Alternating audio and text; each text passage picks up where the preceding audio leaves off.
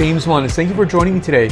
This is Smith-Madrone's Chardonnay Spring Mountain District 2017 vintage. Stay tuned, I'll give you my thoughts and perspectives on this outstanding wine.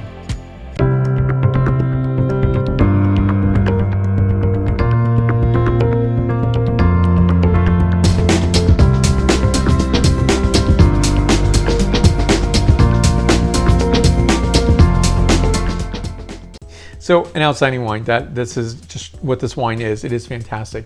But before I get into more specifics on the wine, please be sure to subscribe to this channel and give a like if you'd be so kind. I'd appreciate that very much. Now, this is a producer. I've been reviewing their Chardonnay, their Riesling, and their Cabernet Sauvignon for a good number of years.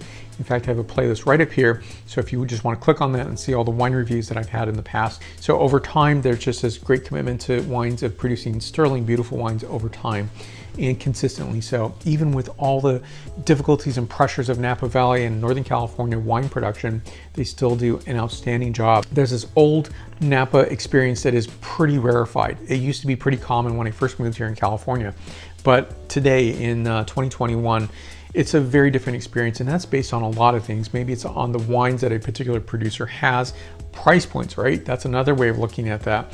Also, authenticity of the experience.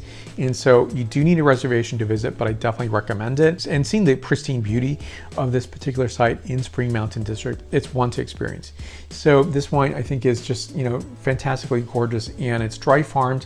It's a long-term commitment of producing the Chardonnay, the Riesling, and the Cabernet Sauvignons since the 1970s. So that is something that's uninterrupted and has been happening over time.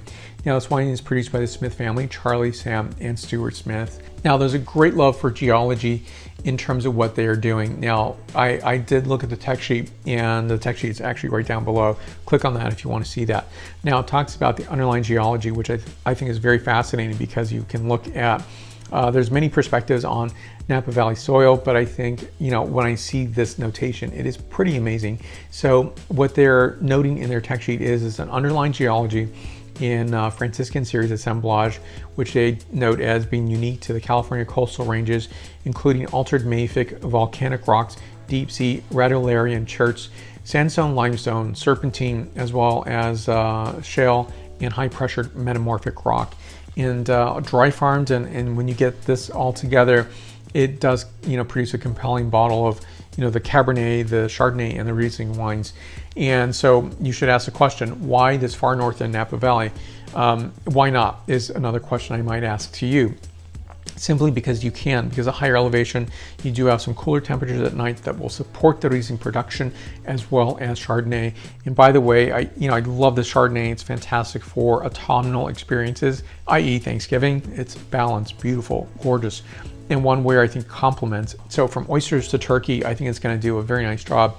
And again, I'm really craving and can't wait to make my Thanksgiving meal and enjoy that experience. So this is going to spend 10 months in 85% new French oak, 14.6% ABV, 991 case production, and a $40 price point. Now, when I think about the 85% new French oak, it doesn't taste like that. It definitely, yes, that definitely has richness to it, but it's not this over-the-top richness that is, that dreaded Chardonnay that nobody really wants to experience any longer. Now, this is a very nice colorization between a light to mid color, mid amber color. So this is giving a characterization of fresh, crisp apples, Comus pear, freshly roasted pine nut, which I think to me is one of my favorite things as a boy, picking pine nuts, roasting them myself, and getting that experience of this really beautiful, slightly sweet, but almost this earthy nut, if you will. It's really noted in the nose itself, as well as a hint of floral. Next is the palate characterization. Beautiful texture to this wine. I love the weight of the wine.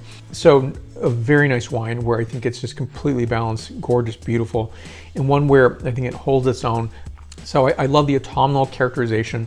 The autumnal fruits, I think, go a long way in this wine and are truly evocative and beautiful. So apple and quince notes, a minute hint of spice, and a lovely oyster shell characterization. So this wine is 95 points out of 100 points. More reviews to come. I do have a Smith-Madrone, the current release of the Cabernet Sauvignon, coming up next. I'm on Facebook, Twitter, Instagram, LinkedIn, and WordPress. Let's connect there. I'll be back for more wine reviews. Thank you for your support. Thank you for watching. Again, subscribe to this channel, give a like. So I will see you back here at the tasting table for more wine reviews. Thank you so much for watching. I will see you soon. Santé.